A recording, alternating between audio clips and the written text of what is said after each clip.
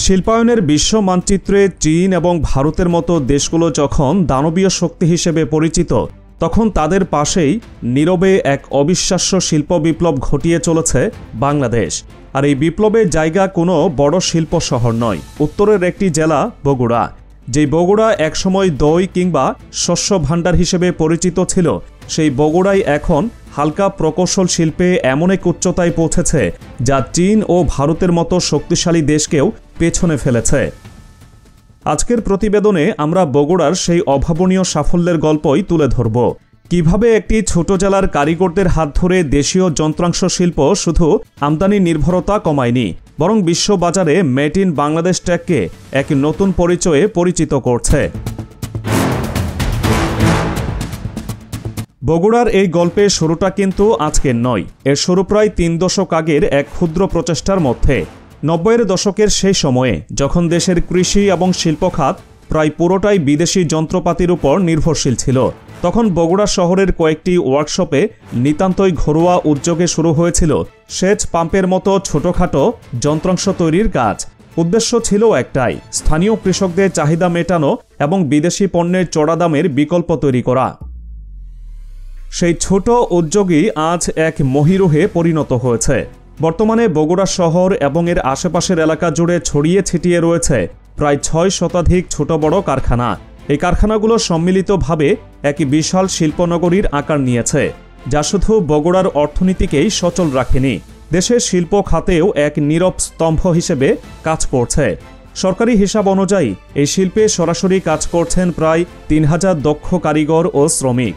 তবে পরোক্ষভাবে এই শিল্পের উপর নির্ভর করে জীবিকা নির্বাহ করছেন আরও কয়েক হাজার মানুষ, যা এই অঞ্চলের সামাজিক স্থিতিশীলতাতেও বড় ভূমিকা রাখছে। বগুড়ার এই কারখানাগুলোতে ঠিক কী তৈরি হয়, তালিকাটা বেশ দীর্ঘ এবং চমকে দেওয়ার মতো।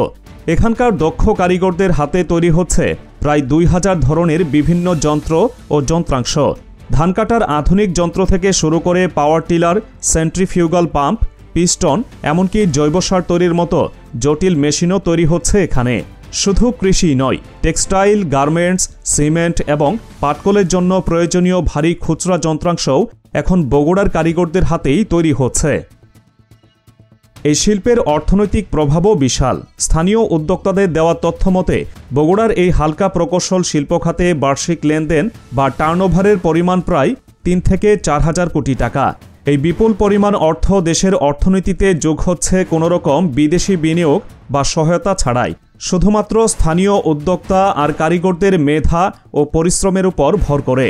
এটি প্রমাণ করে সঠিক সুযোগ পেলে বাংলাদেশের তৃণমূল পর্যায়ের উদ্যোগগুলোও জাতীয় অর্থনীতিতে কতটা শক্তিশালী অবদান রাখতে পারে। একটা সময় ছিল যখন দেশের কৃষিখাত থেকে শুরু করে শিল্প কারখানা পর্যন্ত সবকিছুর জন্যই আমাদের তাকিয়ে থাকতে হতো বিদেশি যন্ত্রাংশের দিকে। বিশেষ করে চীন এবং ভারত থেকে আসা পণ্যে বাজার সয়লাভ ছিল, কিন্তু বগুড়ার এই শিল্প বিপ্লব সেই চিত্রটাকেই আমূল বদলে দিয়েছে। এর সবচেয়ে বড় এবং সফল উদাহরণ হল সাবমার্সিবল পাম্প। যে পাম্পের জন্য দেশ শতভাগ চীনের উপর নির্ভরশীল ছিল, আজ তার প্রায় 80% যন্ত্রাংশই তৈরি হচ্ছে বগুড়ার কারখানাগুলোতে। এর ফলে দেশের লাভ হচ্ছে 2 দিক থেকে।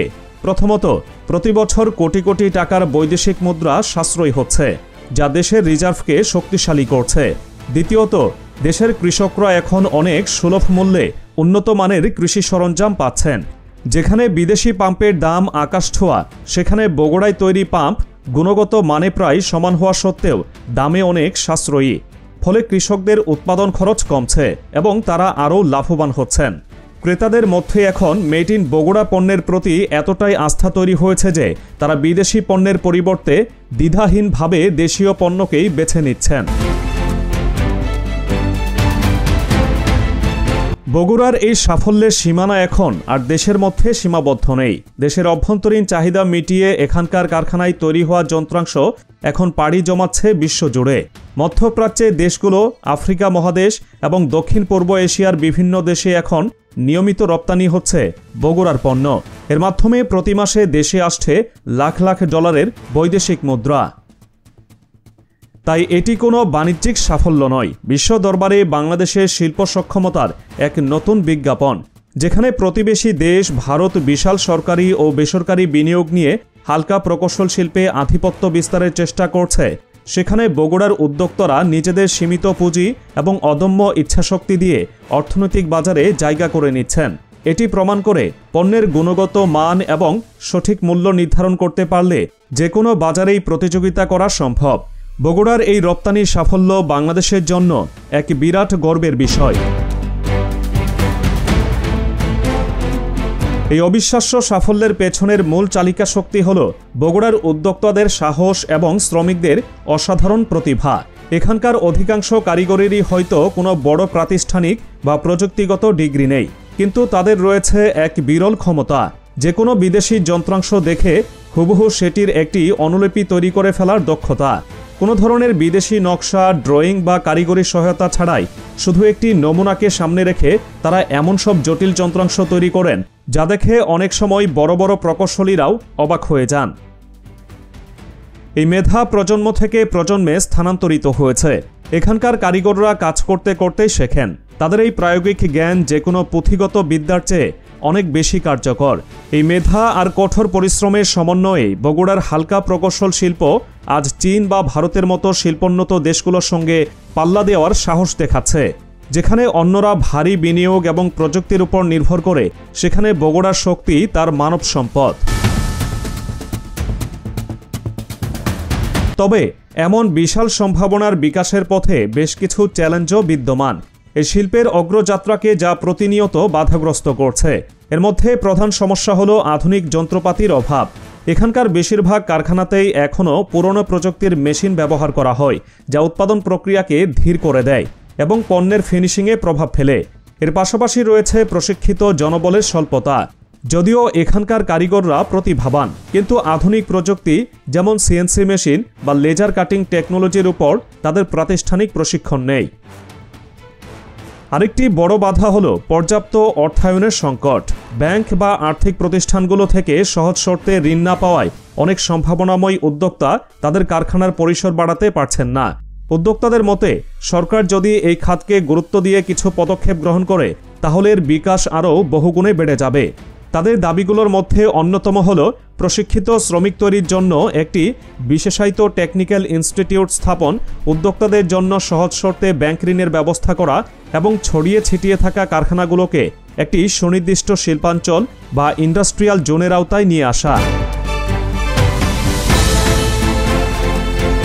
বগুড়ার হালকা প্রকৌশল শিল্প বাংলাদেশের জন্য এক অপার সম্ভাবনার প্রতীক।